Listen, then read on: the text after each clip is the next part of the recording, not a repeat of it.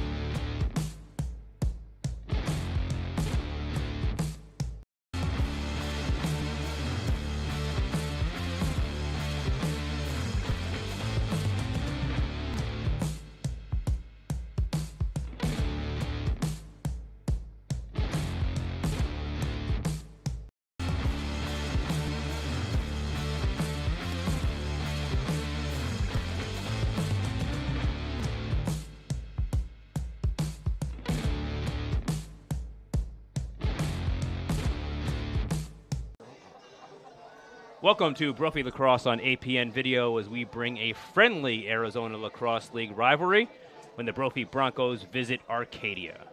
Brophy is 6-0 on the season in ALL play, 9-4 overall, and looking to keep that unbeaten record intact behind a young, talented team.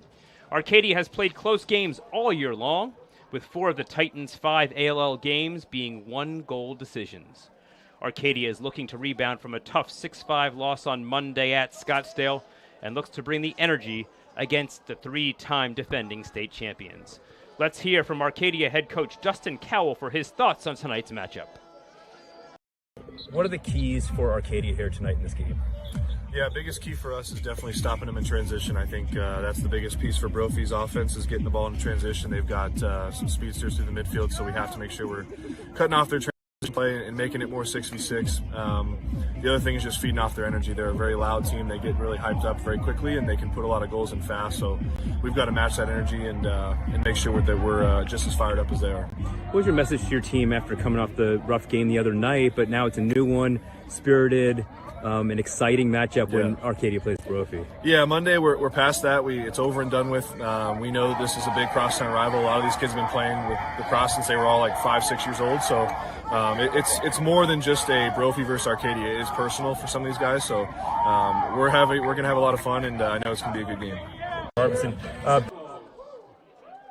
Brophy played here at Arcadia on Friday night in a 13-6 win over Memorial from Houston and returns to ALL play tonight with some clear goals in mind, says Broncos head coach Pat Harbison. What are the keys for Arcadia here tonight? Goals, clearing the ball at least at a 90%, and getting the ball from defense to offense and playing quick. I mean, it's kind of our MO, and we want to, try to push transition, score in many different facets that we can. Fast break, face off, EMO, in all facets. We just want to play quick and try to get back to playing our style of lacrosse. How do you feel about your offense with ball movement, spacing, shot selection, and whatnot? We're getting there. I think early on some guys felt that maybe they needed that the game rested on their shoulders, and really it's a team game. And again, like I mentioned, we're deep. We're not, I wouldn't say like last year all-star top heavy, but across the board we're very deep. And I think guys just need to realize that they're a piece of the puzzle, and they don't need to be the whole piece. They're just a part of it, and everyone eats on our team when we play well and share the ball. Arcadia is known for playing physical lacrosse. How do you guys hope to match that tonight? Yeah, they'll mix things up. They'll probably run some zone. They might lock off some guys. Super physical. This is a really fun game to be a part of because a lot of the kids live in the neighborhood, and some kids decide to go to Brophy or stay at Arcadia, so it'll be exciting. One of those neighborhood backyard battles.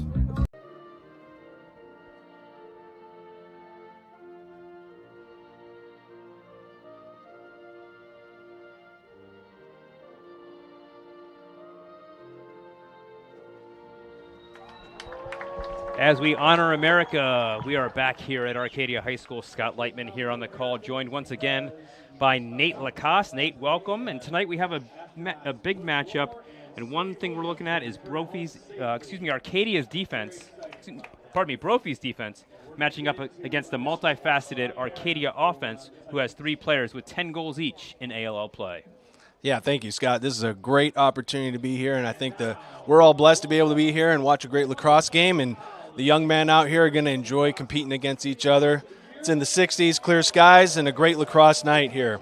So Arcadia has some offense that that Brophy's going to have to play very strong with. I think when you look at the defense, the keys that I know probably Coach Pat's looking for and what we're going to look for tonight is the ability to really execute the slide package. So what that really means is a double team. So when the offensive player is taking the ball and dodging towards the cage, it's that second guy that's coming towards him, that second defender that's going to stop that.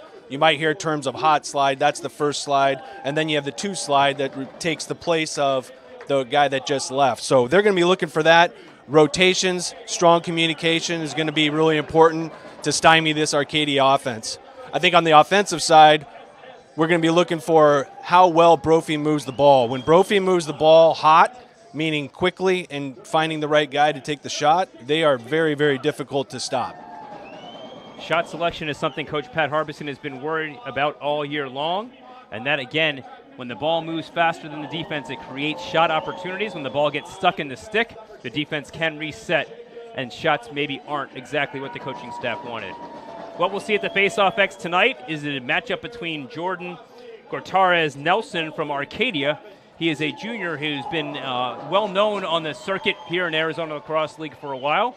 And for Brophy, it's sophomore Jack Grassoni, who scored a goal on this very field on Friday night against Memorial. He has been stellar in ALL play, working his way through the circuit. Started off against Levi Shoemaker from Desert Vista, and arguably the state's best face-off man in Jack Berman from Scottsdale. And Jack more than held his own against those two early on, giving him confidence as we balance out the ALL play.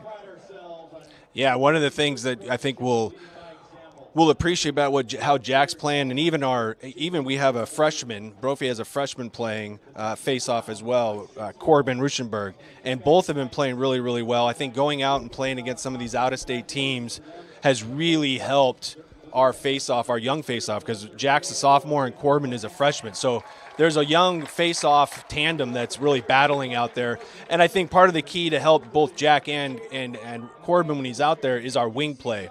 So for those of you who are watching the game that may not be completely familiar with lacrosse, the wing play are the players that are on the side. So right now you'll see a couple players on the sides of the field, and they'll be running in. That wing play is critical because really what the face-off player is trying to do is create a ground ball if they can, and then the wing play scoops up the ground ball. Here we go, opening face-off. Brophy in black with red numerals and Arcadia in white with blue, and they win the opening face-off. Go the Titans. So Jordan Gortarez-Nelson wins that opening face-off, and Arcadia with the first possession of the game here at home. Watch number 19, Kyle Lambeth, right here with the ball. He has 15 goals, a senior who has bided his time on this Arcadia roster. So he's one to watch. Also number 34, Luke Mellon. Mellon has 18 goals and 7 assists for this Titans team.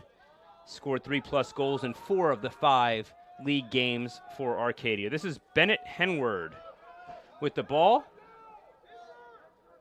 initiating the offense behind the cage for Arcadia. One of the aspects that you're going to see from a Brophy defense is they're going to pressure the ball out. You see how the middies are pressuring the ball out. That's on purpose. And so what's going to have to happen is the inside guys, the players with the long poles, are going to have to slide to make that play work. Nice check there by Cannon Jensen. Stripped the ball, but Arcadia recovers and a flag is down, which means the Titans will go with an extra man advantage when Brophy gets possession here or the ball goes out of bounds. Essentially a hockey power play. Nice check there by Dane Helt, a trail check, which gives Brophy possession and will restart the ball for the Arcadia. We'll have a 1-minute man-up penalty due to a trip. That's one area on the defense that Brophy is working to clean up, is the penalties. Really just you're trying to focus on playing fundamental defense, stay in front of the defender, move your feet, beat them to the spot instead of chasing them. And when a defender starts to chase, there's a tendency to hack, and so that tends to happen out there if they're not moving their feet. And so that's one of the dangers with pressing out, but it's also one of the areas of opportunity for this Brophy team. So let's see what Arcadia does on their first power play opportunity. 34, Luke Mellon in the upper near side on your screen. Right now, Arcadia spinning the ball around, not really threatening the Brophy defense, but here goes their motion, looking to get the shot from Mellon, and he gets loose with the left-handed shot, saved by Peitzmeyer. Ryan Peitzmeyer has been stellar this season. And here he gets it out quickly to Harrison Yu. This is always trouble for the defense. Yu throws the ball away.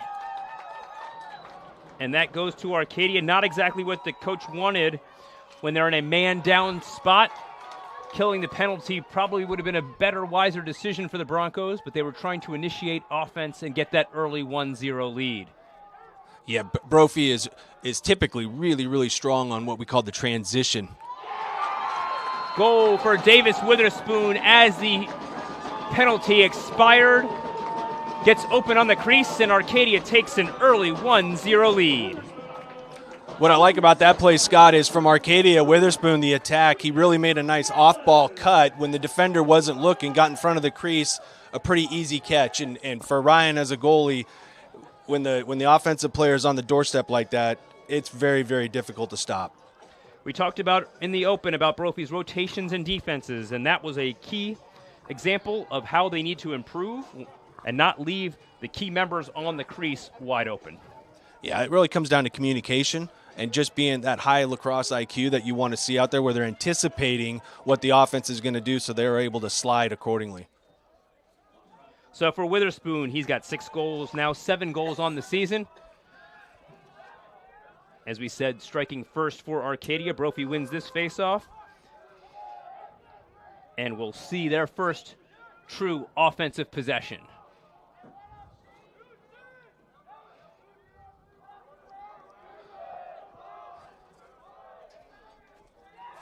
So one thing we're going to be looking for is just really good off-ball movement. Tate Lacoste with the shot. Saved by Gavin Fuller. His first save of the night, first time he was tested.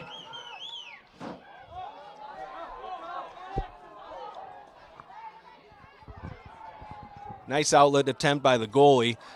His player necessarily wasn't looking at him. And here comes Brophy. Let's see if they settle it down. Jack Rossoni, the faceoff guy, with a shot and a goal. Taking advantage, faceoff guys, when they have a bit of a hands free and an opportunity, they're going to take that shot 9 times out of 10. Jack Rossoni evens the score at 1. Yeah, you give a Fogo or pull the ball near the cage, they're going to let it rip. And that was a great give-and-go play. Jack comes down with the ball, feeds it to Tate on the right. Tate Lacoste, Tate feeds it right back to him on the give-and-go for a nice assist and goal. That's the unselfish play that Brophy needs to play with. We're looking for the best shots possible, not just do you have a shot, but really the question is do I have the best shot? Coach Cowell from Arcadia talked about transition, and that was a fear factor of his as we came into the game, and there was an example of a turnover on the clear leading to a Brophy unsettled situation, and the Broncos cash in to knot it at 1. This is Carter Fitzgerald, who started the season as a lefty attack, but since the LA trip to Loyola has been playing more midfield. Yeah, I think Coach Pat's just working on different offensive sets, different players on the field at the same time, mixing these players around. A guy like Carter Fitzgerald, he's pretty dynamic. He can go and play attack behind the cage, but he can also play from the wing or up top at midi. So it's nice. There's a luxury to have multiple players that can play multiple positions. Saved by Fuller, and the ball goes out of bounds, and Arcadia gets possession as the Titans were closer to the ball when it went out of bounds at the time it went out of bounds, and that results in Arcadia having possession. And here a successful clear, and Arcadia in transition now. Luke Mellon with the ball, leading scorer for Arcadia, and this is Witherspoon, who scored the game's first goal. So Arcadia is going to be doing what Coach Dustin talked about in the pregame, and is that going to the 6v6. They want to keep Brophy out of the transition game. This is Lambeth.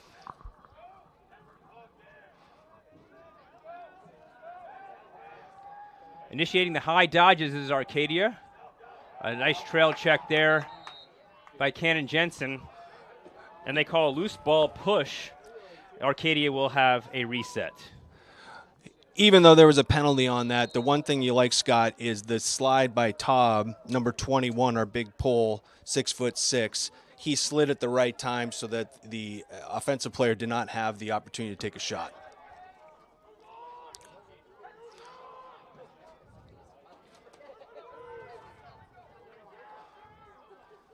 Good defense there by sophomore Kathan Cherakuri. A lot of times defenders feel they need to take the ball away. Cherakuri there just did his job by moving Henward down the alley and behind the cage, not letting him get to the goal. That's right. Defensively, if you can move an offensive player in a position. Oh, nice double team by the Broncos. Aiden Asher stripped the ball loose, but Arcadia picks it up in an unsettled situation. Beautiful save by Petzmeyer again on Lambeth. Sorry about that. A great save by Ryan. Great save by Ryan.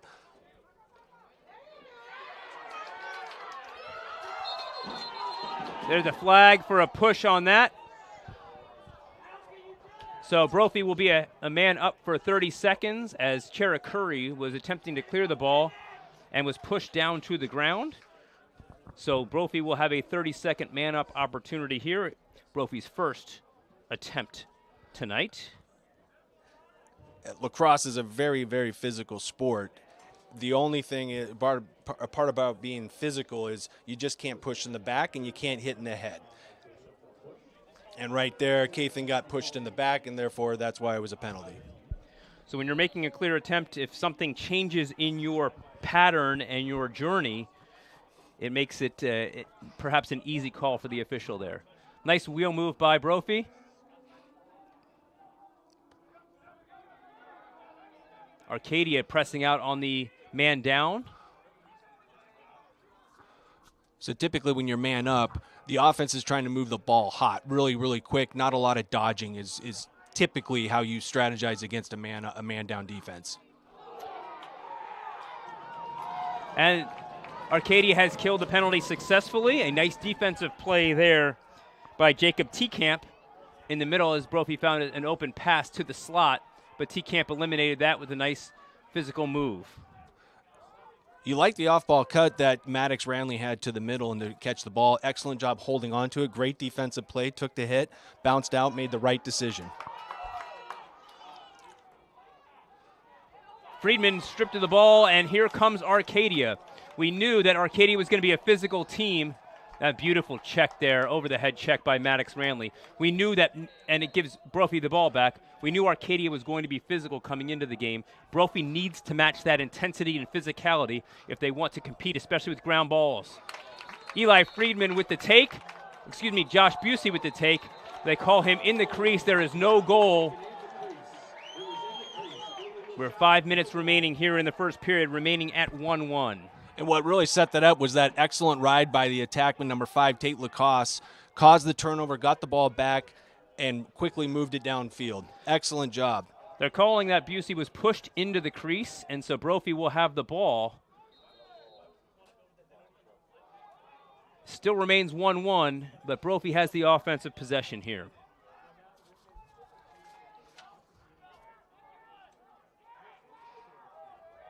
Arcadia really pressing out on every adjacent player for Brophy.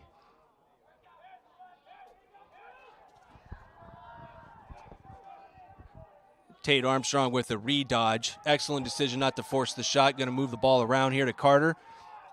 I think Brophy, I'd like to see a little faster ball movement by the Broncos here. It's getting stuck, and Arcadia is allowed to reset their defense. This is where we want to see the off-ball movement. Nice save by Fuller and a recapture for the Broncos. Oh, nice feed by Tate Armstrong. Just could not connect. Loose ball picked up by Brophy. Oh, nice move by Friedman and a goal. Beautiful ball movement, swinging the ball around after the missed opportunity the first time around. Finds an open Eli Friedman, makes a quick face dodge, gets into position and puts the ball past Fuller. 2-1 Broncos. And that's what we're talking about. It's that fast, quick ball movement to find the right player with the right shot. And right there, we saw it there. In lacrosse, you don't get a, like in hockey, you call it a hockey assist. And so right there, I think it was Maddox Ranley that had a great hockey assist, moved the ball hot, and then it got to Eli, made a nice re-dodge and scored. So excellent move, excellent play by Brophy. Unselfish play, and here comes another face-off win for Grissoni. Looking for his second goal, not to be. Ball goes wide, and it will be Brophy possession. 3 straight face-off wins for Brophy. And now the Broncos looking to sub and get their offense on the field. It looks like Arcadia is not deciding to sliding from the point to our face-off, so they're going to let Jack shoot.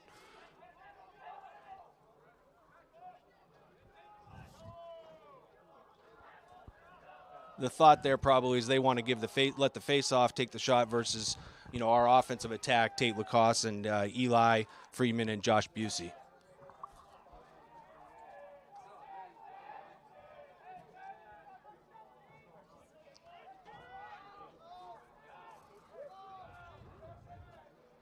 Ben Geist behind the cage, defended by a long pole.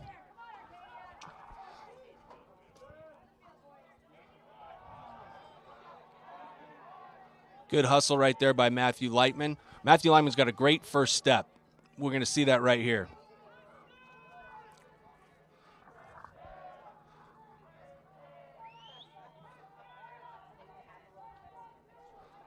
Brophy being patient, which is smart. Here we'll have a two-man game. Geist with the shot and a goal. Two-man game run to perfection. That was perfect. Very, very well executed. Ben Geist, what we call mirroring the dodge. So as the Dodger was dodging down the left alley, Ben Geist mirrored out, popped open because his defender left to cover the dodge. Great job feeding Ben Geist for the shot. The key on the two-man game is for the person who's dodging to draw the slide, and Busey did just that. As you saw on the replay, as he drew the defender with him, he found Geist wide open, and Geist was able to put the ball past Fuller for a 3-1 Brophy lead, and now 4 straight face-off wins by Brophy.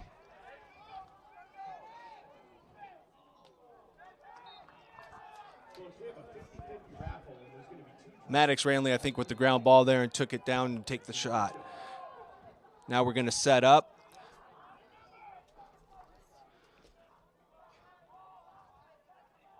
They're keeping the pole on there. And the face-off guy. I'm not sure that's what the coaches want, but that's what they're doing right now. Now they're getting called off now. And in turn, you have a 4-on-6 situation for the offense, which is not ideal. The coach called timeout to avoid that situation because he knew that we were in a 4-on-6 situation and we had players dodging multiple defenders, and it's not what he wanted. No.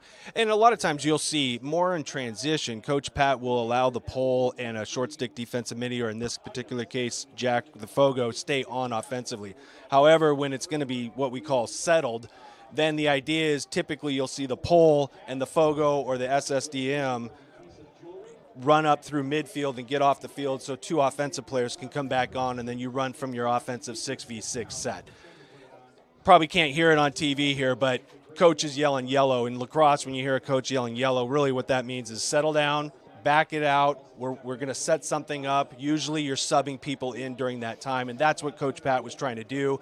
Unfortunately, the team didn't make the right decision and tried to dodge in the middle with only 4 guys. Fortunately, Brophy came back up with possession, and Brophy will have the ball as we come out of the timeout with a 3-1 lead. Goals by 3 different goal scorers for Brophy. First for Jack Rossoni, the face-off man.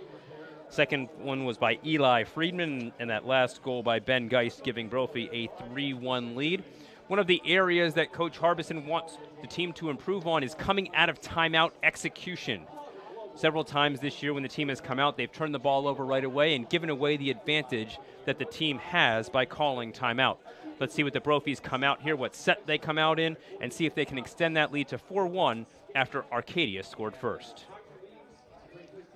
Yeah, one aspect that will help an out of the timeout play is really simple, Scott, but it's just catching and throwing. And a lot of times what we've seen is out of a timeout, unfortunately that first pass is not a great pass, or it's hard to catch it. And so that's where we've really fumbled the ball, if you will. So I think that crisp, clean passing, again, being patient, don't be in a rush to shoot the ball, but looking again for the player that has the best shot. I keep saying that, but that's really important at any level in lacrosse. Don't fumble the ball, literally and figuratively, says Nate Lacoste. Got to mix a little football in here, right?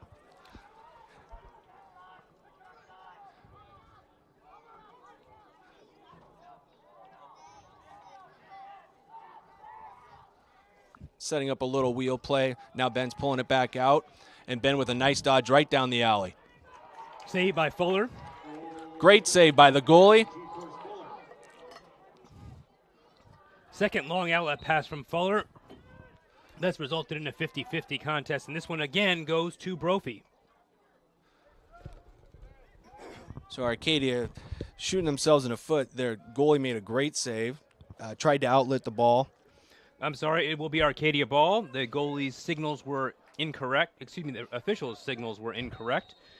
So it will remain Arcadia ball. All right, their foot's still intact then, Scott. Go ahead, Nate. I think Coach Dustin's going to really try to settle down their offense. Their defense has been playing quite a bit, and so they're going to probably move the ball around here a couple of different times if possible. That was the goal there, but the ball gets thrown away, and it will be Broncos ball. Harrison Yu to initiate the offense. You will see him with a short stick and a long stick here tonight. Busey with the shot, saved by Fuller. High to high, right to his stick. And that was a bit quick, perhaps. Another great save by the goalie. Fantastic outlet, and a good clear by Arcadia. Let's see, I believe Arcadia will probably play for the last shot here with under 30 seconds to go. This is Davis Witherspoon, who has Arcadia's only goal. We're down with 15 seconds here remaining in the opening quarter. Bennett Henward, guarded by Harrison Yu. Bennett finds an open man. James Richardson on the slot, unguarded there on his dive to the cage. And Arcadia cuts the lead to 3-2 with 7.8 seconds remaining in the first quarter. That was just a great feed. Comes around behind the cage.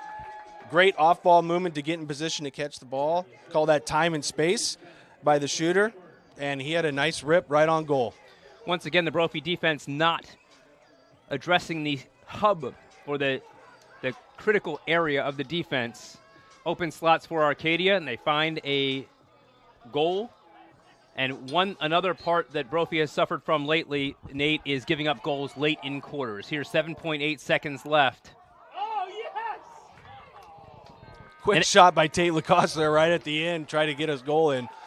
Exciting play with the long clear from Grissoni to Tate with a quick backhanded flip shot that just went a little bit wide, but looked good. And for a moment, looked like it was going to go in. But at the end of one, we're at 3-2 Brophy as Arcadia scores late in the first quarter. You bring up a good point, Scott, about finishing the quarter strong and not giving up goals at the end. That's definitely something that's going to be, talked about in film session. Giving up a goal right there at the end of the quarter kind of gives Arcadia some momentum going into the second quarter. Absolutely, they call those juice goals, and it happened in L.A. with Dallas Jesuits, scored one at the buzzer to cut a lead from 7-5, 7-6, and then the Rangers went on in the third quarter to pull away from Brophy. And when it happens, it can be a little deflating for the team. The key here is Grissoni has won 5 of the last 6 faceoffs. So Brophy can get some momentum here right away in the third quarter if they get the faceoff and then take care of the ball on offense to get a quality shot. Yeah, and I bet you Coach Pat's probably talking to the team right now, especially on the faceoff. We have been successful. So I think the message is going to be to Jack or the attack who received the ball. If you have an open shot and it's a good shot, take the shot off the fast break or off the faceoff. If not, let's be patient. Let's get in the offense, set up some two-man game with the off-ball rotation, and look for the open shot. Brophy has the offensive firepower. All 6 guys that step on the side on the offensive side of the field can put the ball in the back of the net. But props to Arcadia here, battling 3-time state champions Brophy. 3-2 going into the second quarter.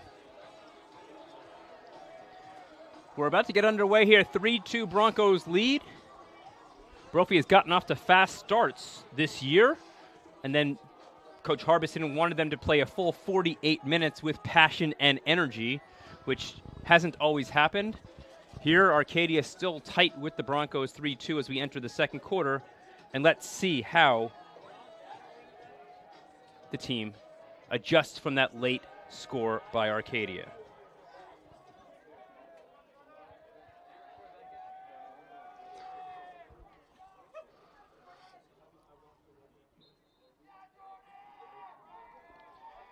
And Grissoni flips the ball over towards Ben Geist, who retrieves the ball before it goes out of bounds, and Brophy has now won 6 of 7 faceoffs on the evening.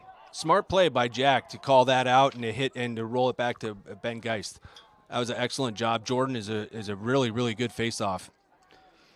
Jordan struggled in the first quarter against Scottsdale the other night. And early going again, a little difficult for Arcadia. There is an unforced turnover, number 2 for Brophy on a moving screen.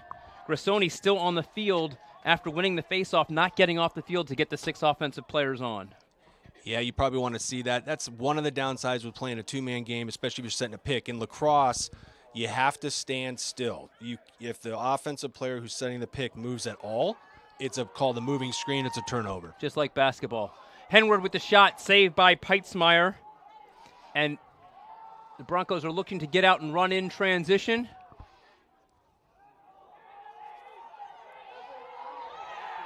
So they might call a push in the back there, Scott. They are. Let's see if Brophy gets a shot and can negate the flag with a goal, which is the ultimate opportunity. And this is Busey. This is where you want to be patient. We had a player coming in, Matthew Lightman, cutting in on the side or right down the middle. Had him open. We didn't make the pass. Go ahead, Nate. But a lot of times when there's a flag on the play, I think players get a little bit antsy and they want to go and make something happen. And, of course, you want to have that play. You want to go out and make something happen, but it's a mature team that's going to be patient and know when the shot is when it's the right time to take the shot. So Brophy will go man up for the second time tonight. Did not convert on its first one. 10:35 remaining in the second quarter.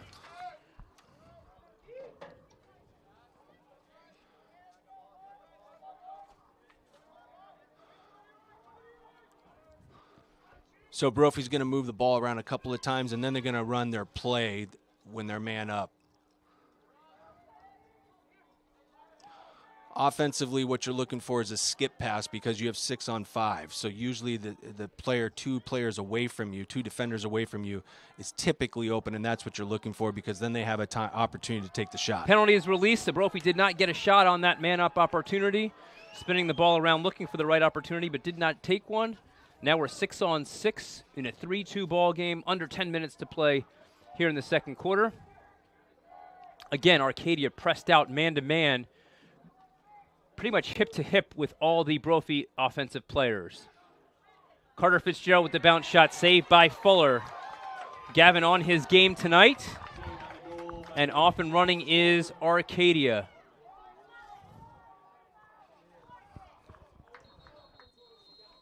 Timeout for Dustin Cowell and the Titans. A smart timeout by Dustin as he had his man-down unit on the field in their offensive zone. Killed off the penalty, looking to equalize the game at 3-3. So a timeout here to reset the offense. Yeah, even though Brophy didn't score on the man-up, ideally you would want to be able to take a shot. The good side, the good thing is they didn't take a bad shot and they didn't force something, Scott. And then when they went 6 v 6. And Arcadia did a great job. Got to give them props to killing the penalty, which allowed them to go bring on their 6th defender. Brophy did run a 2-man game behind the cage. Carter comes right up what we call the island, right up five yards up on the cage from GLE, or the goal line extended, and took a shot. It was on cage, and the goalie made a great save. Goalie's made a few nice saves here tonight. Gavin Fuller on his game. Brophy seems to be bouncing the ball on their shots a little bit more than normally. The surface here is a high bounce turf. And so I think the Broncos are trying to get Fuller a little bit out of his game with some off-speed pitches, but he's up to the task. Yeah, and as an offensive player, you're going to hear coaches talk about change the plane, right? So change your angle. If you're shooting high, your arms are high. When you're going to release the ball, you want the ball to go low. If you're shooting low, you want to go low to high or high to low. Off the hip of the goalie. You want to change the trajectory of the shot. That time when Carter came up, was going high, tried to hit the bounce shot, and again, the goalie made a nice play. So good effort, good 2-man game behind the cage. You got to give credit where credit's due, and that's the goalie right there. Ryan Peitzmeyer with 3 saves of his own for the Broncos. The 2 goals for Arcadia right on the doorstep. Ones that were a little challenging for him to save as they were right on the doorstep unmarked. Otherwise, he's up to the task. And let's see how Brophy comes out of the timeout here. Looks like a little zone defense for the Broncos. The key here, Scott, is the communication, move the feet, and anticipate where the ball's going to go. Don't wait for the pass to happen necessarily. Be ready to move. As the ball's in the air, the defense needs to move. If the ball's in the air and you wait till the offensive player catches the ball, then you move, you're too late.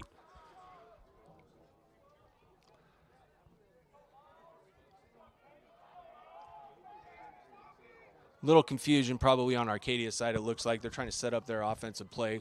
Coach Dustin getting after him. First time Brophy shown zone tonight, so I don't think Arcadia was coming out of the timeout prepared to play against the zone defense. It's amazing. Coach Dustin has 20 seniors on his team. I don't think I've seen 20 seniors on a team in a long time. No, it's unusual for that. You see the banners on the fence as you are here in the Arcadia Stadium, and you're wondering what that's for, if it's the full team, but it's not. It's just their seniors. Davis Witherspoon with a shot high and wide. Arcadia will retain possession. Davis, one of those 20 seniors, as is Kyle Lambeth, as is Luke Mellon, as is Bennett Henward. Some of the names that we've called out a lot tonight. Brophy comes out now in a man-to-man defense, the more standard defense. This is Davis Witherspoon. Lefty shot, stopped by the defender. Finds Lambeth on the rebound. Lambeth puts it past Peitzmeyer, and we are knotted up at 3 with 7:55 remaining in the second quarter. So he talked about that a little bit earlier. Brophy tends to play a pressure defense, so you're going to see a defender go fairly far out on the offensive player.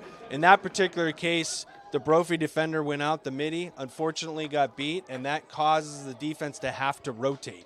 Defenses typically don't want to move. If you ask a defender, do you want to move, the answer is pretty much no.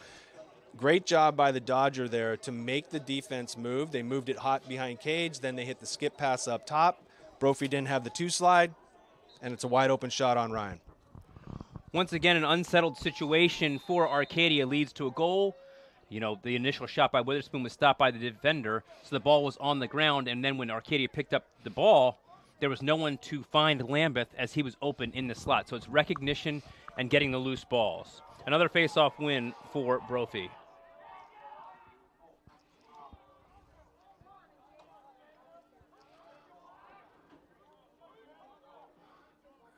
Good job getting the Fogo off, bringing on the 6th offensive player. Zach Lacoste in, another freshman with number 3, trying to make something happen with the redodge. Nice Takes save the again shot. Nice save by the goalie. Good quality shot for the Broncos there. And here Ranley gets the loose ball. Oh, Matthew Lightman should shoot that. There we go. He did. Good recognition, though, right? You're not expecting yourself to be that wide open. He made the dodge. He was trying to sweep dodge, realized nobody was on him, stopped and took the shot. I think we can get it up Matthew Lightman up top. This is where Matthew Lightman really shines. He got that first quick step, and he dodged to the hole. Good patience right there. Looking inside. That's one thing I like about Matthew Lightman's game is looking inside to the crease. Pass there to Ranley. Excuse me, that's to Tate. Sorry. Pressure by Andrew Nickel. First time we've called Andrew Nickel's name tonight. He's another one of those 20 seniors for Arcadia. Great double team by Arcadia. That was very smart. You had an attackman, Tate Lacoste, trying to get the ball, trying to bounce out, and you forced the turnover. There we go. Great nice defense by Dane Helt. You were on it. You were right on great defense by Dane Helt. Zach Lacoste there with the ride. That's what we call a ride. So when the opposing team is trying to move the ball to their offensive side, the defending team is trying to attack or to ride, and they caused a great turnover. Creating those extra opportunities is important for any team. And there, after the unfortunate turnover on the offensive side, Brophy creates another opportunity for itself with that ride and turnover. Got another freshman in. Alex White is in at in at attack number 1. Let's hope he scores a goal, though, Nate. That'd be nice. Maybe you're a prophet again. You know, Alex has done a great job. He's really an excellent finisher. This year he's had several goals catching the ball right around the cage and finishing the ball. He scored 2 goals in 3 of the last 6 games, has Alex White right here. They're a nice feed to Fitzgerald, but Didn't connect. Brophy once again with the ball. Gotta love the visibility, though, right there by Alex. Ranley with the shot wide. 2 Brophy players in position to keep possession with 5:23 here in the first half. Seeing some good off-ball movement there. Alex had a nice dodge. Carter cuts up. Eli Friedman with the sweep across the middle finds his hands free. Friedman with his hands free for the goal. That's right. That's what we call boom baby right there. Eli can bring the heat, and Eli is really good. I mean, this year he has made some excellent dodges. It's called a sweep dodge. The offensive player is trying to get to the middle of the field. Why are they trying to get to the middle of the field? Because their angle on the goal is the largest when they're in front of the cage. Right there, when Eli's going to the middle, he's going to have to make a read. If a defender comes and slides or double teams him, he's going to make the dish. Kind of like earlier we saw Alex hit Carter Fitzgerald in the middle. That was the right read. This time, the defender didn't slide to Eli. If Eli's got his hands free, or any offensive player has their hands free, they're going to rip. And he ripped it for his 44th goal of the season, a team high for Friedman. This is Corbin Ruschenberger with the face-off win, but he keeps the tradition going with 8 straight face-off wins for Brophy. Corbin Ruschenberger, who is a standout race car driver, has over 200 race wins in midgets and micro sprints for car driving. Yeah, it's just amazing, Scott, that we have somebody out here playing lacrosse and yet is a fantastic race car driver. Unfortunately, we had a turnover right there. That's something you gotta limit if you're Brophy's offense. Keep the ball on the offensive side, make the good passes. That was probably a 15 to 18-yard pass, not necessarily needed. Could have ran a little bit more closer to the player and make a more simple pass. Third unforced turnover for Brophy in the first half, which is fewer than some of the last few games. But those unforced turnovers give other teams possession. And there's one on the Arcadia side that will give it back to the Broncos. Yeah, turnover on Arcadia, but you got to love Witherspoon's cut off ball. So the Dodgers coming down, Witherspoon is behind cage, cuts up behind cage to try to receive the ball. If he would have caught it, odds are that's a goal. So great play by Witherspoon. So we're here on the yellow call by the sidelines. That means the offense is going to slow down, get all their players on, and then set up the offensive set that they want. Brophy has not had to clear the ball much tonight because of their face-off wins. But when they have, they've been successful in 3 of the 4 attempts. Here's Alex White.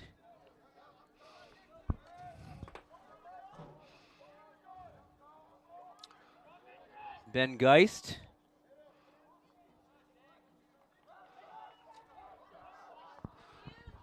The idea when they have a midi up top, dodging from that far like where Eli was at, or excuse me, where Geist was at, is they're going to try to draw the slide, move it back to X to get it to the other side for a 2v1. Arcadia did a great job responding right there.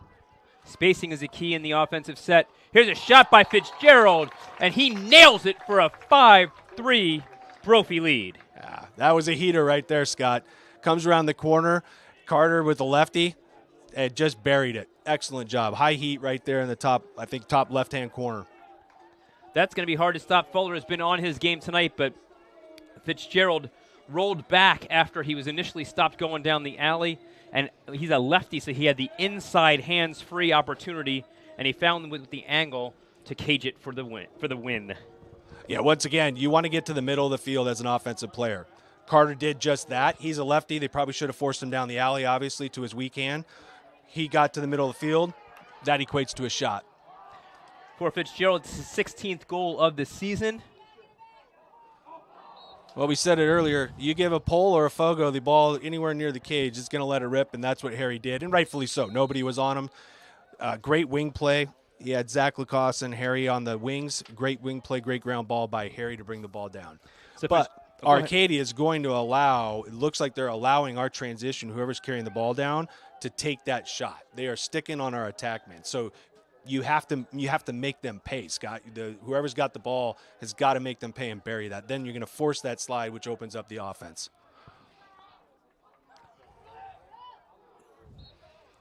Friedman with the shot high and wide, but Brophy will retain possession. Eli has a lot of confidence going to his left because he's got a good lefty. Carter Fitzgerald did score the last goal for Brophy.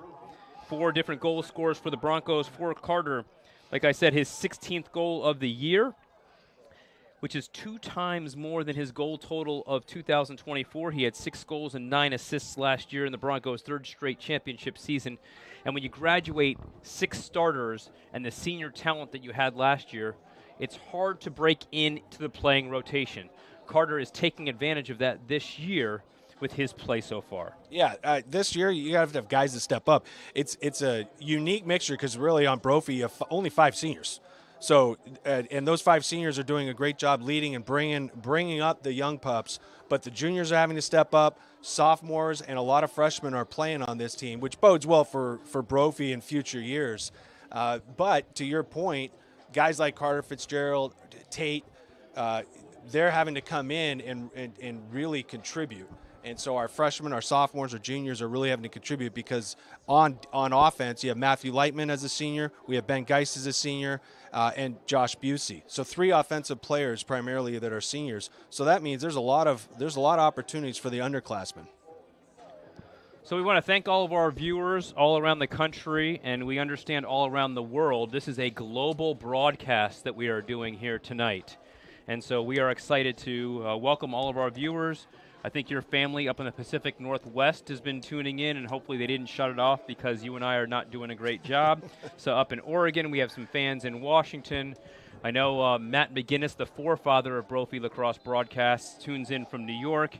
And I understand we have a visitor who's also a New Jersey native, but right now in Jamaica, tuning in to watch the Brophy Broncos game tonight. So Mike Cowan, thank you for tuning in, and all of our fans all across the country and the world.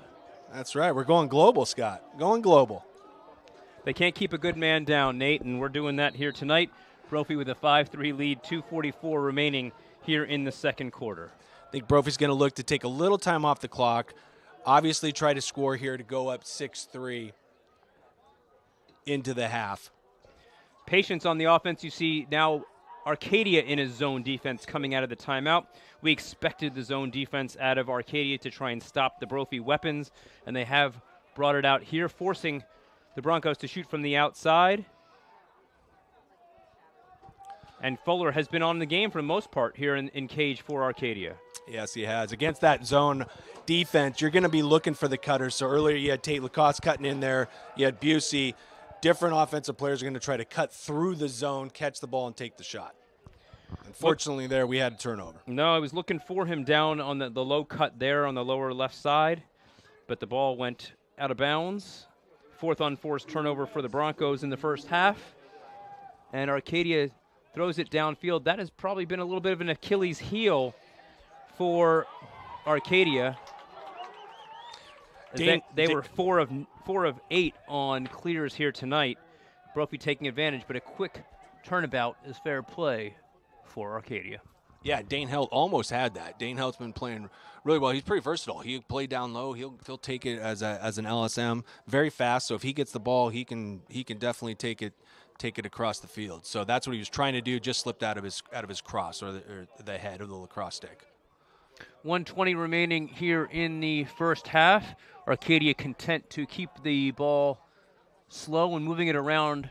I would imagine they would be content with just the last shot and nothing more than that to try and make a 5-3 deficit of 5-4, and if not, go to halftime 2 goals down. I think if you told Coach Cowell pregame that they would be down by only 2 to Brophy, he would take that.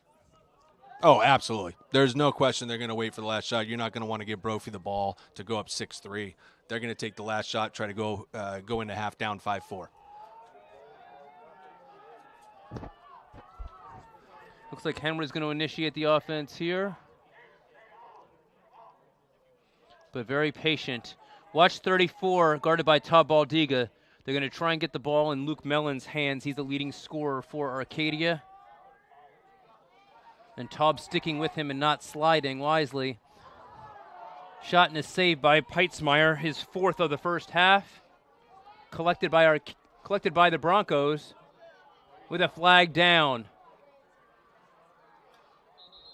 So Arcadia picked up the ball, but 9 seconds remaining in the first half, and we have a 1-minute penalty flag on Arcadia. I would imagine Brophy will just milk the clock here in the final 9 seconds, because if they do so, if the ball is in one of the Brophy players' sticks as the clock expires, The Broncos will have the ball to start the third quarter in a man-up situation with no face-off, and they'll have 51 seconds left on the man-up opportunity. Yeah, I'd agree. The only reason I really take a shot is for some reason if they're wide open. Outside of that, you're probably going to do exactly what you just said. Props to freshman defender right there, number 30, Aiden Escher. Got the strong ground ball, took the whack to the head. That caused the turnover so that Brophy has this opportunity going into the second half. We'll see what head coach Pat Harbison says to his Bronco team at halftime with a 5-2 lead. I would imagine the Titans are feeling pretty good about where they stand after the first half. We'll come back to you for second half action live from Arcadia High School.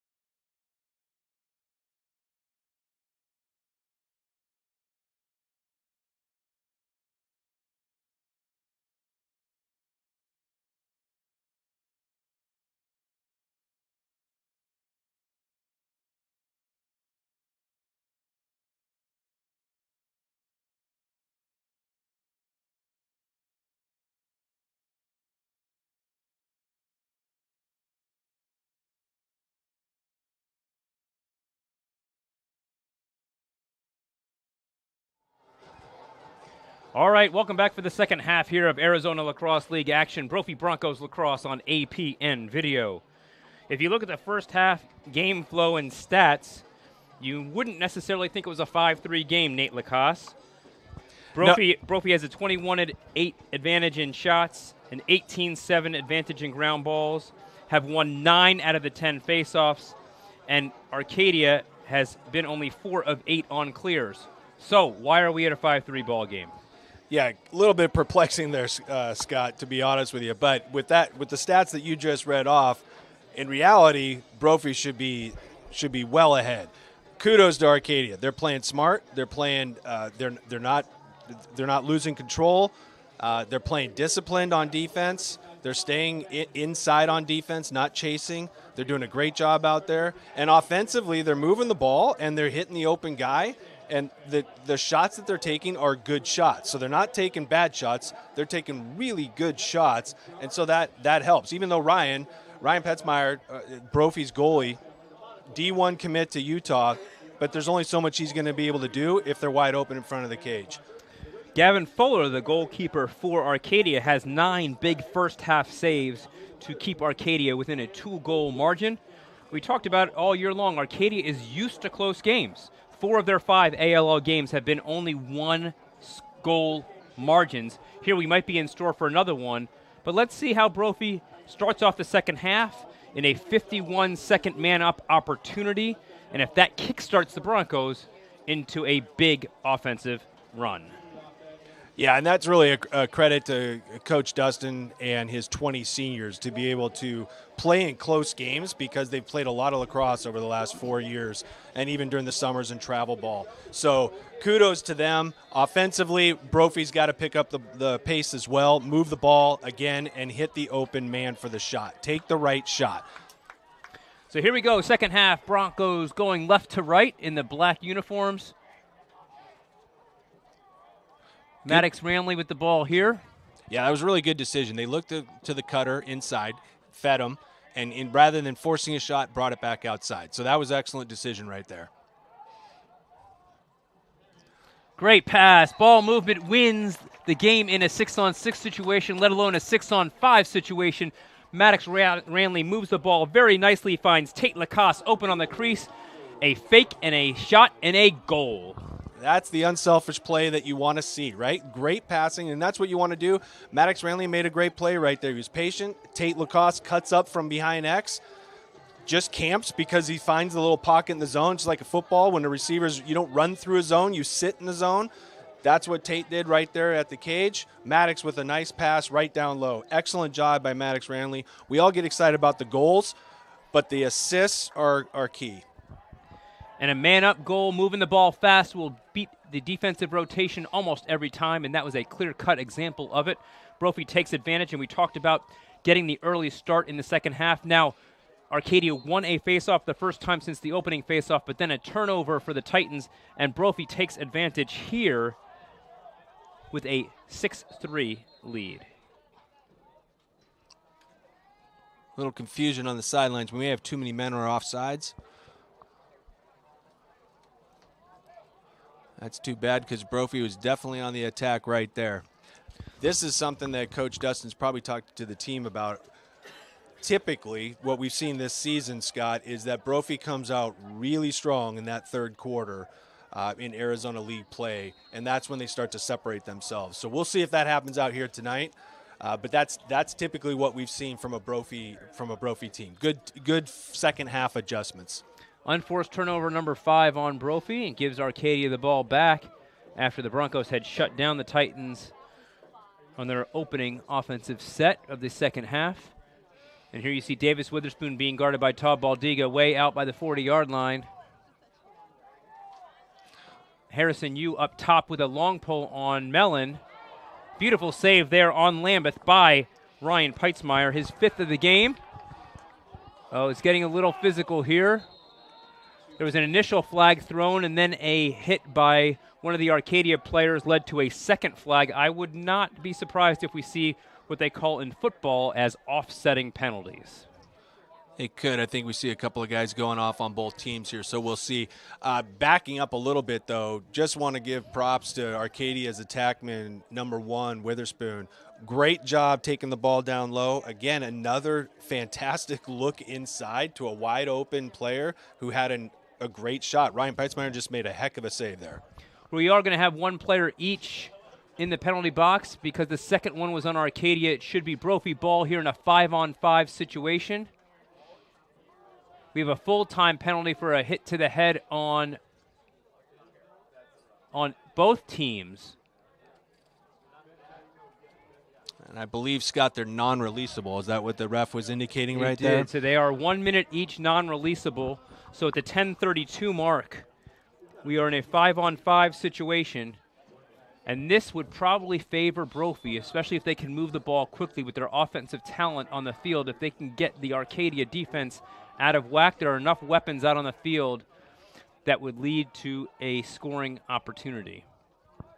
Yeah, non-releasable. What that means to those of you who are watching here is that even if a team scores, they still have to stay in the box. Brophy with an unforced turnover there, throwing the ball across the field and out of bounds. And in a 5-on-5 offensive set, we just talked about how Brophy would have the advantage in that situation. And once again, the Broncos come out of a situation and allow Arcadia to have another opportunity to clear the ball and take the ball on offense. Yeah, you like the attempt to make the skip pass, and there's some danger in that. You might as well just take the easy pass, move it around back through cage. Nice check by Harrison Yu there after a successful clear for Arcadia. And now Brophy in a 3-on-1, 3-on-2 situation. Lacrosse finds Friedman for an easy goal. Beautiful ball movement from the back. Starts with Peitzmeyer, up the field to Baldiga, to Lacrosse, to Busey, and that's a goal. And that's the ball movement that you want to see all over the field, whether it's on the transition like that right there, Scott, or when we get the ball on the offense. When we've seen Brophy move the ball, and that ball is only in their stick for maybe a second to 2 tops, good things happen. Great no-look pass from Tate Lacoste down to Friedman for the finish there. Third goal of the night for Eli Friedman, second assist of the night for Lacoste. 4 straight goals for Brophy after Arcadia pulled it within 3-3 at the 7:55 mark of the second quarter. And Brophy now has won another faceoff. Corbin Ruschenberger gets his second faceoff win, 2 for 2 on the night for Corbin. What I like about that, Scott, is Corbin got the ball, did not run into traffic, turned around and got the ball back to their offensive player. Very smart move by Corbin Ruschenberger. The penalties have been released, so we are now 6-on-6 with 9 minutes to go here in the third quarter. Brophy leads 7-3 with 4 straight goals. Quick slide by Arcadia. Nice skip pass. Busey shot saved by Fuller. Really good save. Looks like a good ride there. Beautiful ride by the attack. Let's see if they can take advantage. A little bit quick on that shot. 2 Brophy players wide open on the far side. Not seen. The shot goes wide, and now Arcadia gets the run out and will have the ball. Yeah, you hate to not be able to convert on that, Scott, with a great ride by the middies in the attack right there to get the ball back. Unfortunately, Brophy didn't have an attackman out there behind the cage. 10-man ride for Brophy. Beautiful save by Peitzmeyer on Witherspoon as Arcadia pushed the ball up the field. Failed clear for the Broncos. Beautiful strip by Harrison Yu there with the long pole.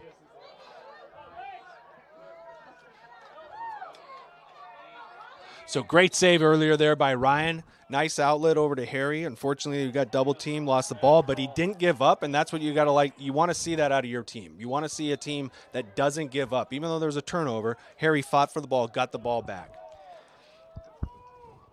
Brophy now with the successful clear into the offensive end, taking advantage of the nice defensive play by Harrison Yu. A little bit of a stutter step there on the clear up there, but all's well that ends well, they say. So Brophy subbing here to try to get their 6th offensive player on the field. That 6th player is Tate Armstrong, all 6'6" of him. Two lefties on the field. This is the other lefty in Carter Fitzgerald. Carter doing a good job, really kind of a half dodge, but dodging, sweeping, looking inside, didn't force it, moved the ball around the perimeter. Excellent job by Carter right there. Friedman with the spin move finds his left hand, gets it free, and freed Hans Friedman with his 4th goal of the night. Brophy leads 8-3. Yeah, D1 commit to Marquette. Eli Friedman with an excellent move. If you notice what he did right there, it was really smooth. He dodged, he bounced back out. As soon as the defender took a step towards him, he cut right underneath him, and Eli's got a great lefty. We talked about that earlier. As an offensive player, if you can go both right and left, it's real difficult for that defender to scout you, because as a defender, you're gonna push an offensive player one way or the other. Well, if you can go right or left, pick your poison. In this case, you would want to make Eli shoot left because he's naturally a right. However, he's deadly with that left hand, especially if you get him near the cage like that. That will be a face-off win for the Broncos. Corbin Ruschenberg again on the face-off win. 11 of 13 tonight for Brophy.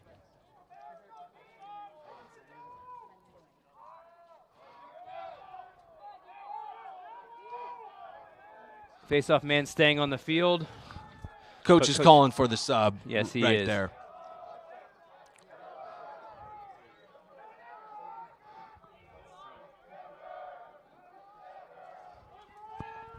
Something we haven't seen a lot tonight is starting the offense from behind cage. I wonder if we're going to see that with the ball moving back here to Tate Lacoste to see if we have a dodge, open it up, draw the slide, and dish it inside for the shot. We haven't seen a lot of that tonight. No, Arcadia's mixed up their defense, and right now they're in zone again.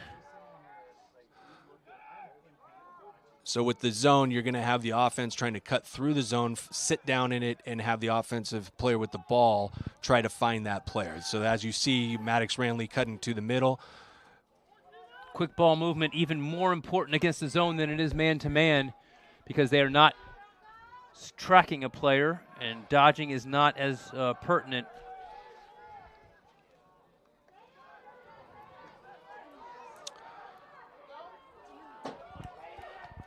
Good ground ball there by We're going to have Ben a flag Geist. against Caden Thomas for some extracurricular activity after the play.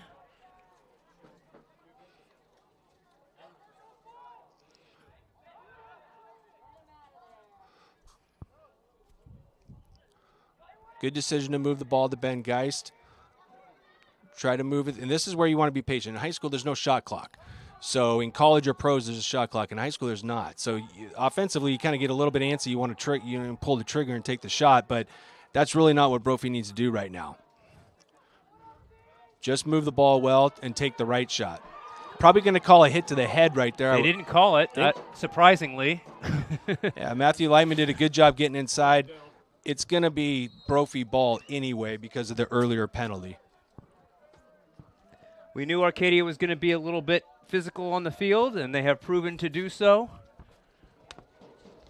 And I think that the zone, not too many teams play a zone, for that long period of a time. And so I think the zone's throwing off the offense a little bit. But they did a good job being patient, moving the ball around, trying to look for the cutter, and that's what you got to do against the zone. Brophy's going to see a lot more zone as the season goes along, especially in Arizona Lacrosse League play. Yeah, with their ability to run the two-man game with the off-ball rotation on the other side or opposite of the ball, teams are probably going to have to do a little bit more zone. So you're probably going to see Coach Pat work on a little bit more zone offense in practice this week. So Brophy with a 30-second man-up opportunity, and they called that a hold on the play. Not the check to the head that we thought it would be. So Brophy offensive players in the perimeter on the outside are going to try to do what's called a draw and dump. So they're going to move a few feet in as if they're going to shoot it. And there it is. And that was a great example of what I was just talking about. So I believe that was Josh Busey with the assist from Eli Friedman in the slot. And that draw and dump gives Brophy a 9-3 lead, 4:23 to play. So again, good patience there by Brophy playing against the zone defense. That draw and dump, pretty much what that means is you saw number 12, Eli Freeman, did a really good job, was not selfish, got the ball up top, took a few steps looking like he's going to shoot. Now, what will happen is if the defender doesn't go out on Eli, he's going to rip it from there, right? Because if your hands are free, you're ripping away. But you're trying to draw the defender to you, and that will leave the player, your teammate, in the middle of the field wide open, which that's exactly what just happened right there. Busey pops out, he hits him for the goal. Brophy on the faceoff win once again. Corbin Ruschenberger with the win. I'm going to slow it down here and sub, get the offensive players on there, run a different set. Corbin still on the field against the zone. Now the benefit against the zone is it looks like the defense is going to go out against Tate back there, Tate Lacrosse, but usually if you can get the team hung up, which means there's no defender pushing, and then you have the cutters cutting through the middle of the field for an easy dish. They didn't do that, so they're moving it back up top for a dodge up top. Back into a man-to-man set. Tate Armstrong with the take and a goal. 3:37, 2 goals in less than a minute for the Broncos. Tate Armstrong with his first of the night. And Brophy leads with their 7th straight goal. Yeah, really patient dodge. I mean, one thing with Tate, it doesn't look like he's moving fast, but he's 6'6". So he's taken some large strides, so obviously he covers a lot of ground. And that was what I would call a patient dodge. He wasn't sprinting. He was being patient. He was probably actually going to feed the ball through X behind the cage. However, he did the right thing. Nobody slid to him. He was wide open, 6'6". Raise that ball, raise your hands up, and let it go. So excellent job by Tate Armstrong. Good recognition by Armstrong there as Arcadia went from the zone into man-to-man. He saw that he had the opportunity to take on a dodge and took advantage with the goal. Here we have a slash on Brophy after Ruschenberg lost a face-off. Only the 3rd time tonight that happened, so Brophy has a slash, and Arcadia will take a man-up spot with 3:30 left in the 3rd quarter. That's something that just doesn't need to happen. Right? I mean, you're playing good defense. It's hard. It's been hard for Arcadia to transition the ball, and now Brophy gives them a man-up situation. Again, going back to what we talked about in the beginning of the game, play fundamental defense, move your feet, beat the offensive player to the position. Now that was a nice shot by Witherspoon. So that was an example of what I was talking about earlier. Again, Brophy's in man down. Witherspoon's on the wing. He starts to take a few steps, a couple of crow hops towards the cage to see what the defender's going to do. The defender didn't go out too far on him.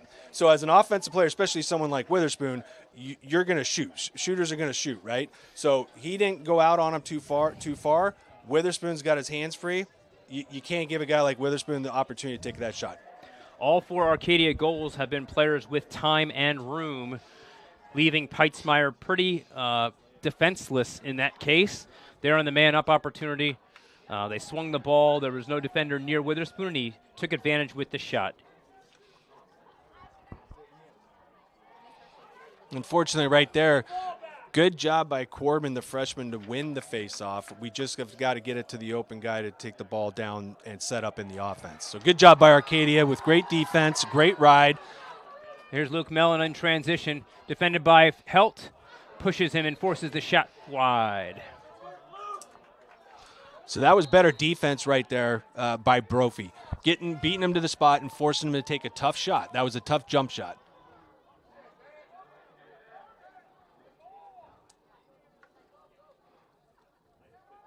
Open on the crease was Witherspoon, and a beautiful save by Peitzmeyer, his 8th save tonight. But again, Witherspoon had some opening on the doorstep with that pass from Henward, and Peitzmeyer was up to the task.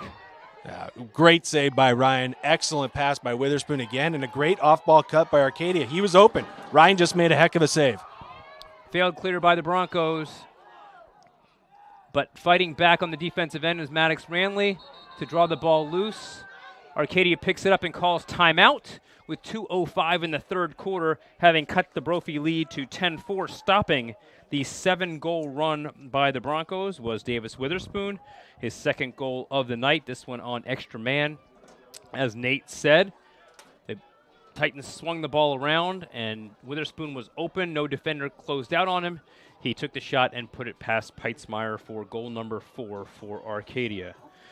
We talked about this being an international broadcast, and at halftime we got word from one of our parents who is in Europe right now visiting his other son that he is happily watching the game and being able to take in Brophy Broncos lacrosse. One of the great things about the Broncos program is showcasing these games and allowing families all over the country and what we hear world to be able to watch. So I don't really have very good French because this family is in Paris right now on their way to Barcelona.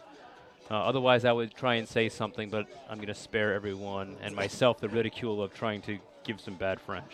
A little parlez-vous français? No? No. You don't have any of that? No. That's all right. We'll get you cultured one of these days here, Scott. Do you at least eat like brie or, good cheese and a baguette, glass of wine? Absolutely. Okay. All of right. those. All right. Brie with a little green apple on a baguette with a nice little glass of red is a great way. And maybe, Nate, you and I will have to head out and enjoy one of those after this game tonight. We'll see if the Broncos can extend that 10-4 lead or if Arcadia here with 2 minutes to go in the third quarter will cut into that lead with the offensive possession. I tell you what, I have fond memories of growing up traveling in France as a kid, and I always thought one of the most unique things, me and my brothers and sisters, we would have to drink hot chocolate out of a bowl. I've never understood that, but it was a great hot chocolate. I don't know that I'm going to retort the hot chocolate in a bowl thing. I think I might just let that one sit there. So odd, right? But I tell you what, the baguette and the Nutella and the chocolate was phenomenal too. Nutella is a great call right there. They do have warm water with no ice there in France. Well, and God forbid you don't get ice cubes with your Coke, right? No, you have to ask for it too. Brophy will have possession here as we return to lacrosse action and spare ourselves from the Clark Griswold European vacation. 1:39 left in the third quarter here with Brophy leading 10-4 and having the offensive possession. Scott, I had a Clark Griswold Christmas this year. We had probably like 20 people jammed into a house up in Seattle. It was a great time, but trying to fight for a bathroom, that's rough with 20 people. I thought you were going to talk about you were in a family truckster with a station wagon and Aunt Edna was in the back. But I've had that experience too. The wood panel station wagons, you got to love that. Absolutely. All right, back to lacrosse here. As we kind of talked about moving into the second half, Brophy has a tendency to play really well in the third quarter to kind of just pull away. If you weren't paying attention, I think Brophy was up 5-3 going into the second half. Is that correct? It was 5-3 at halftime. The Broncos scored 5 straight goals before you and I started to talk about French. And here, Arcadia bounced back, but let's see if Brophy can close out strong and get goal number 6. This is what you want to see from a development perspective, right? You always want to get better. And so this is what you want to see is close the quarter on a strong note. Closing quarters has been a weakness of Brophy so far this season, especially on the defensive end. Let's see if the Broncos can close out the third quarter with a goal here against this Arcadia zone defense. Got a plenty There's of cutters. A beautiful cut. Yeah. Great cut. Great look by Carter. Ball just did not connect, but it was a beautiful cut and attempted pass there to get an inside goal, but Arcadia up to the task. And here is where it's dangerous for the Broncos. Need to be sound defensively here.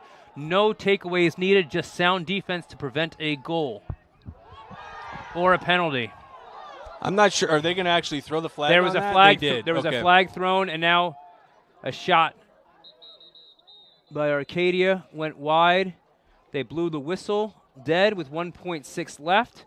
Arcadia is not exactly sure why, because the ball was in the stick of the Arcadia player. But 1.6 left, and we have a flag on the Broncos. So earlier we had the Brophy had the ball down, trying to play against that zone defense. Carter Fitzgerald cuts into the middle, almost he banks the pass in the middle. It didn't connect. However, you got to love Carter's hustle to get back on the ride, and that's what you want to see out of your players. If a mistake has been made or something didn't go your way, it's do you hang your head or do you get up and go after the ball and play hard? And that's what he did right there, and that's something that you got to be proud of. So at the end of 3, it's 10-4 Brophy. Entering the final quarter, Brophy in ALL action is 6-0 on the season. Most recently defeated Boulder Creek 16-5.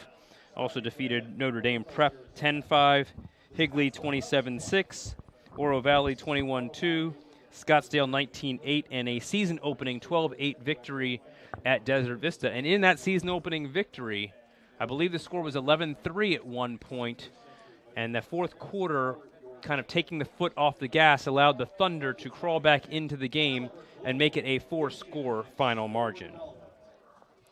Yeah, the good news is that from a Brophy perspective is, yes, that was definitely the first game. Got a little bit scary there towards the end. Kudos to Desert Vista, and their goalie played fantastic that game, and their team didn't give up. Would you like to see that? You want to see that strong competition out here. The good news is, since then, Brophy has played very strong in ALL play in the third and the fourth quarters. So we'll see if that continues here to see if they stay disciplined. Again, though, Brophy can't make the mistakes and give Arcadia the opportunity. Arcadia has proven to be able to put the ball in the back of the cage when they have that shot, and they move the ball pretty well. So you don't want to give them any sort of chance to kind of get back into this game. You got 20 seniors sitting over there. They're hungry to beat Brophy. And so they're going to do whatever they can. They're going to fight hard till the end to try to do that. Brophy's got to be the champion and put the foot to the pedal and go for it. So Brophy has defeated Arcadia 16-6 last year at Brophy Sports Complex. The Broncos enjoyed a 34-13 advantage in shots on goal and won that game minus 3 starters. It was early in the year, and some players were sitting out in that one. Brophy has scored 16-plus goals in the last 4 meetings, and right now only 10 after 3 quarters, which is exactly what Coach Cowell wanted when he wanted to shrink the game. He's playing the zone defense, limiting Brophy's offensive opportunities despite the Broncos winning 13 out of 16 faceoffs. But Brophy's clearing game is not up to the 90% that Coach Harbison wanted. 5 of 9 for Brophy clears today. And here we go with Arcadia on a man-up situation for virtually the whole minute here in the fourth quarter. It was called with 1.6 seconds left. We'll see if the Arcadia Titans can get their second man-up goal of the evening. Content to swing it around. Good pressure by Harrison Yu there. Brophy will take that shot all day long. A 22-yard bounce shot is easy for Peitzmeyer, who unloads the ball, and Brophy in transition. Exactly what the Broncos want. Not the shot they wanted, but exactly what they want in transition. Brophy will retain possession. We have 17 seconds left on the man-down situation. In a spot like that transition, if you don't have an easy shot, take it behind the cage and kill that man-down opportunity. Yeah, that's right. Great job by the defense to do their part. Ryan with an excellent save and a fantastic outlet. Offense has got to take care of the ball and make the right decision. That's true. And that's what they're going to do right now to be able to go even, what's called even, so 6v6. So we are 6v6 right now for the Broncos with a 10-4 lead, here in the opening minute of the fourth quarter. Once again, Arcadia in that zone, so Brophy needs to move the ball quickly, find the seams, find the openings. They will be there if they do move the ball very quickly. One tactic that you might see them do here is more of a wheel, almost as if when you're man up, you do a wheel place. Anything to make the defense move off their spot is probably something that they're looking to try to do. Not doing a lot of that right now. Content to swing the ball around and find that opening. What you don't want to hear is force something. Again, we talked about this earlier. There's no shot clock, so there's no. It's actually to the advantage of Brophy to hold the ball because they're up by 6. So if Arcadia is not going to pressure out and they're going to let Brophy flip the ball around the perimeter, it's really not bad. Just don't force it. Make the great play. Make a good decision.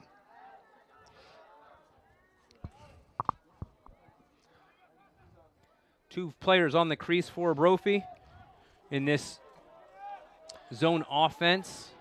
So they're running a 1-4-1, which means one midi is way up top, and then you have 4 spanned across the middle of the field with 1 player in the back. Timeout, Harbison. He wants to reset and ensure that they're getting the right shot. I don't think he was happy with some of the ball movement and some of the player movement there. There may have been some confusion, so he wants to say, okay, guys, here we go. We're up 6. This is a great learning opportunity, and we're going to need to be playing more zone offense all year long, especially in Arizona play, and even the out-of-state competition still remaining this Sunday in San Diego against Episcopal School of Dallas. On the 7th of April, hosting Bellevue from Washington, coached by PLL player Eli Gobricht, also a former Ithaca College lacrosse alum. And then finish out the season hosting Spire from Ohio and Christian Brothers Academy from New Jersey, a powerhouse from the East Coast. So still a lot of competition left, and teams are going to make Brophy play zone offense. Yeah, I think what Coach Pat's trying to do with that 1-4-1 is to have the 2 players on the crease, but they've got to move more. They've got to exchange with the backside to make that movement. You have to make that defender move his eyes off of his zone. And so the way you do that, if you're going to be in the 1-4-1, is the 2 players on the crease have got to be moving pretty much nonstop, and they can exchange with the backside wing. The backside wing cuts in. It allows the other wing or the midi or the attack at the cage to make the skip pass for the shot. So out here on offense for the Broncos, Eli Friedman, Matthew Lightman, Alex White, Tate Armstrong, Carter Fitzgerald, and Tate Lacoste. Excuse me, not Alex White, that is Josh Busey out there. My mistake for all the Josh Busey fans out there in America and across the world. So here they're setting up. It looks like to be in the 1-4-1 again. Now they're in an inverted 2-3.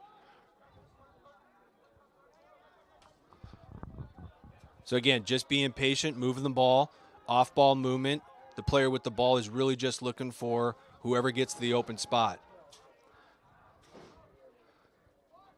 In this situation, you have to be ready to make that pass because that zone there's not a lot of space in the zone. So, but when the player gets to that open space, you have to be ready to feed them.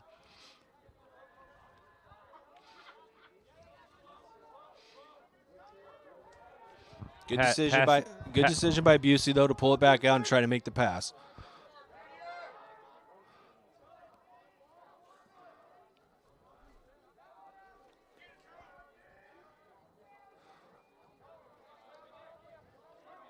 I'd like to see the ball move a little faster here for the Brophy offense. It's giving Arcadia's defense the time to move back and forth and stay in their shell without being forced to move.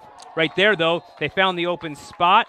Tate Armstrong, his second of the night with that 6'6" overhand frame, finds the back of the net. Yeah, and what you saw to set that up was what we talked about earlier is the wheel. So you had the wheel route going on the right-hand side or left-hand side.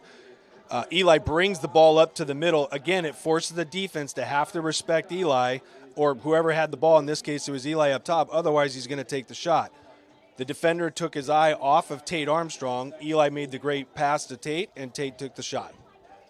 Again, it's that off-ball movement and making the defense move is going to be key to beating, well, any defense, but especially a zone defense. Face-off violation on the Broncos gives Arcadia possession of the ball here in the first face-off of the fourth quarter. Luke Mellon with the ball. Brophy has held him off the board tonight. Mellon is the leading scorer with 18 goals. They are a lefty shot wide and a nice defense to make it a little more difficult on him as he was knocked down as he took that shot. Yeah, Maddox Ranley made a great defensive play, riding him down the alley. Taub, the defender pulled, made a good decision to not have to slide there because Maddox had him under control. And then Maddox stayed with him, and when he dodged up the island, he played tough defense and forced that bad shot. Got into his body. Bennett Henward with the shot. Just a bit outside. So great defense right there by Ben Geist, not going for the fake, staying on the body. You're going to hear that. A lot of times players, they like that stick, right? They like to hit with the stick. Unfortunately, the honest truth is the stick really doesn't do too much on defense. The body is what is important to get into. And so that's what both Maddox did and Ben Geist did right there, playing strong defense into the body, and that forces a bad shot or a bad pass. Ball on the ground here picked up by Brophy, and the Broncos in transition. Good recovery there by Cannon Jansen. And Brophy with a successful clear.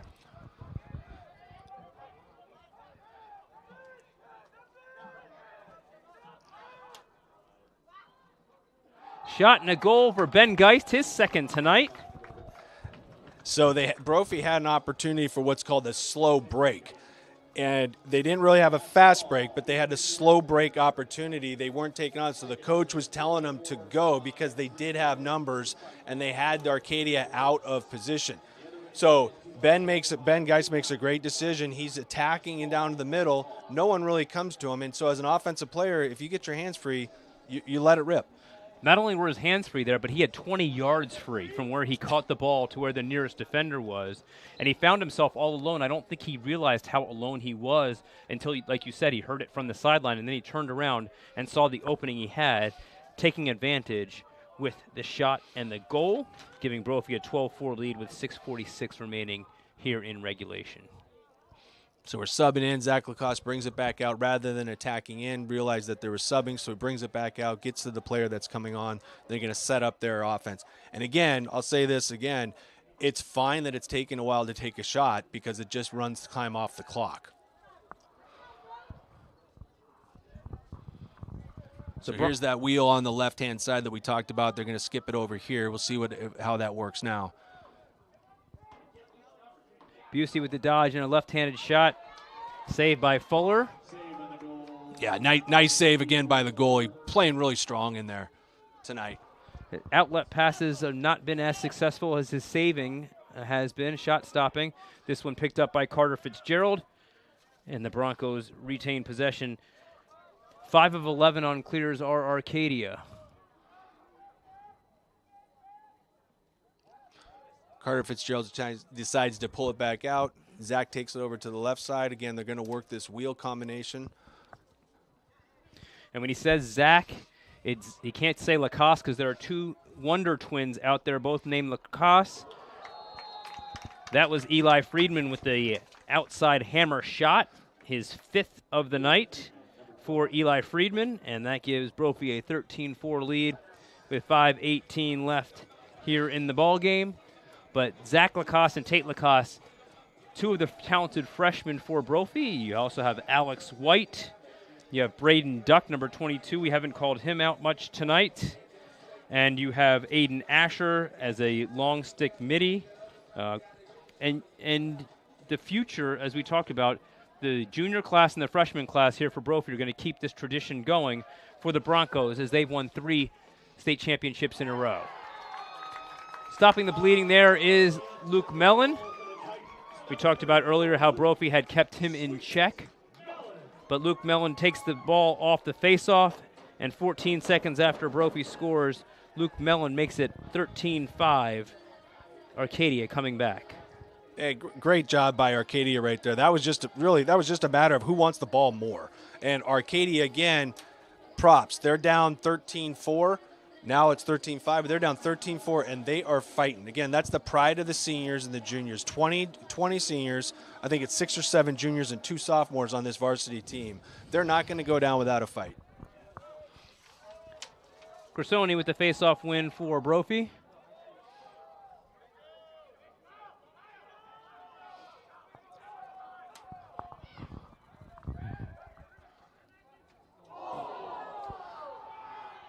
That was a big-time hit right there on Matthew Lightman. Almost had that shot off. Great cut inside by Matthew Lightman to receive the ball, and tough player to be able to get up from a shot like that. Felt a little high to me, Scott, but the refs thought otherwise. Arcadia with possession on the transition there. Some of you may be wondering, how can they get away with that hit? Well, in fairness, he was in front of the player. He didn't hit him in the back. Personally, I felt it was a little on the high side, but the ref has a better view than I do. We'll have a penalty here on Brophy, a hold. And that will give Arcadia a 30-second man-up opportunity with 4:07 to play here in the fourth quarter.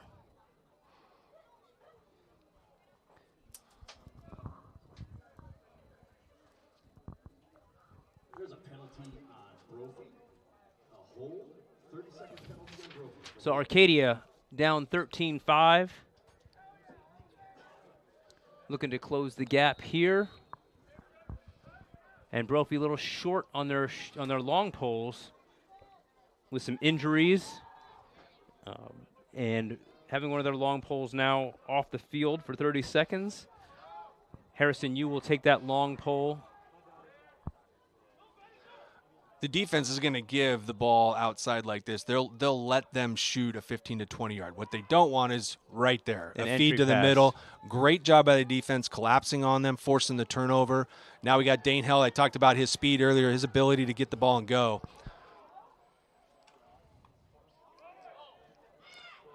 You're going to see some physicality out of the Titans right now, as waning 3+ minutes here.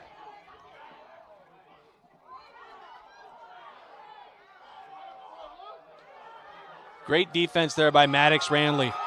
Nice job by number 8 for Arcadia to keep a hold of that ball.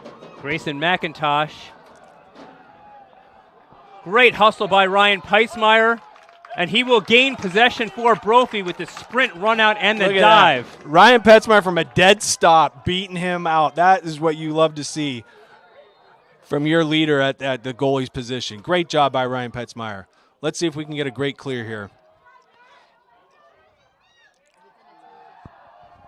Maddox Randley does a great job clearing the ball right there, making the decision, just take the ball and go. Geist shot high to high with Fuller making the save. Yeah, we talked about that earlier. As an offensive player, you want to change the trajectory. If you're going to shoot high, you don't want to shoot high, typically. And so right there, the goalie, again, he's 15 yards out. Goalie made a great play saving that ball.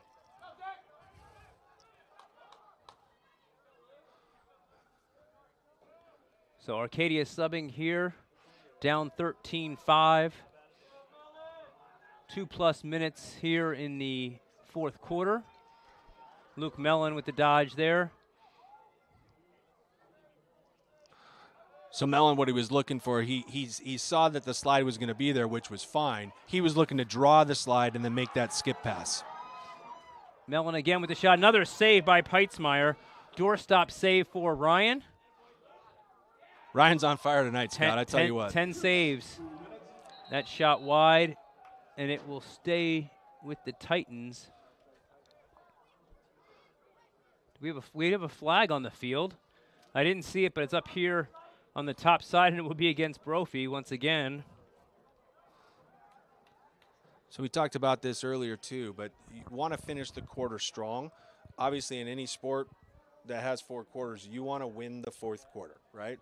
And I had a coach growing up in high school that everything he talked about was win the fourth quarter. So far, Brophy technically is winning it from a points perspective, but you want to finish strong and you want to win the fourth quarter.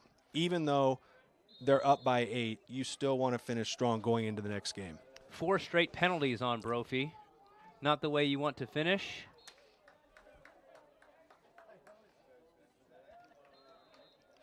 Yeah, this is the discipline that you want to see out of your team is to make the right decision first and then execute second. Good knockdown by Todd Baldiga right there on the man down situation.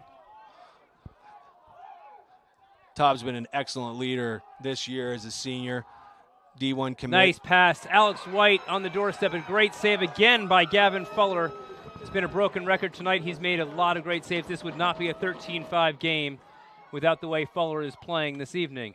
A nice check by Harrison Yu, and that will be Brophy ball with the check.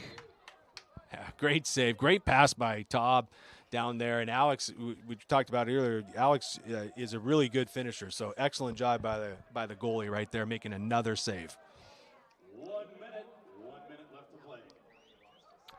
I don't expect Brophy will take a shot here down the stretch. Timeout here for Brophy.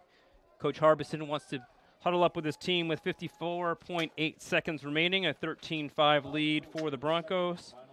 We'll probably reiterate how he wants the team to take care and value the ball here in the last 55 seconds and finish soundly, not give Arcadia another opportunity.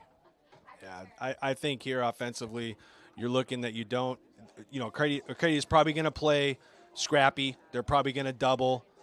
Again, we talked about this earlier. you know, they've played a solid game. They're not going to go down easy, and they have a lot of pride. They're at home, and so they're going to finish strong. So offensively, what you're trying to do, and probably what Coach Pat is talking about, is protect the ball. Don't panic.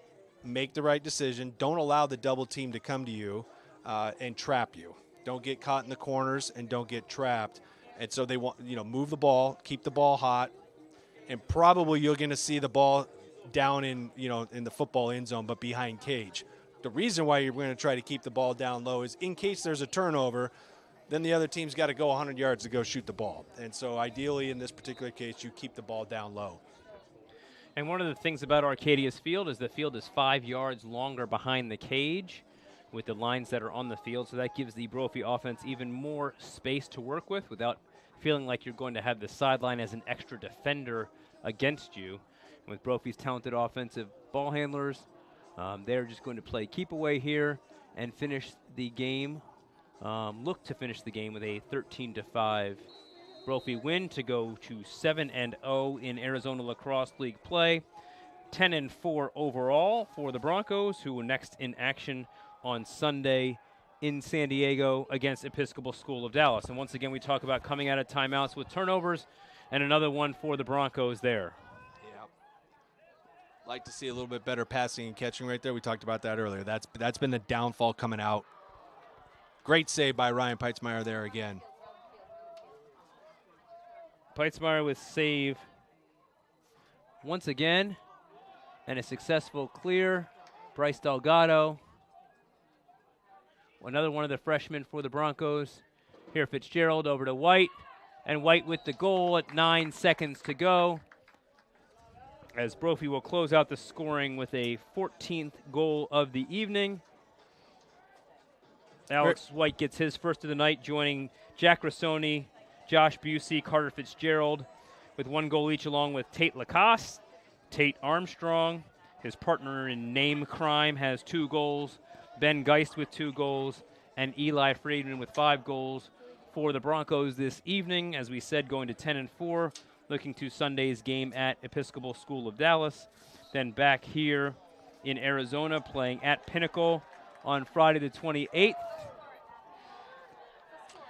Yeah, even though offensively it wasn't perfect here tonight, Scott, I think a positive that Coach Pat's going to take out of this, too, is you had multiple scores. Obviously, Eli puts in 5 and plays his game very strong like he always does, but to have multiple scorers out here is really what you want from an offense. Rather than just having 2 guys always be, you know, scoring, you want multiple players with the ball, putting the ball in the back of the net. So I think we had that tonight here at Brophy, even though it wasn't a perfect game. It wasn't a perfect game, but at the end of the night, it's a 14-5 victory for the Broncos. 8 different goal scorers, as you mentioned, for Brophy. 7 of those 14 goals had assists, and that's what you like to see, is a percentage at 50% or above. Face-offs tonight were 16 out of 21 in the Broncos' favor, which is something that they will always take, and also won the ground ball battle, the shot battle, and with that, we will close it out here tonight from Arcadia High School. Our next broadcast, we will be taking a little bit of a hiatus, but the next one is our Varsity 2 team hosting Cactus on Tuesday the 25th of March. That will be played at Brophy Sports Complex. We hope you will tune in to cheer on our Varsity 2 boys. On behalf of Nate Lacoste and our producer extraordinaire Jeff Lowry, we'll sign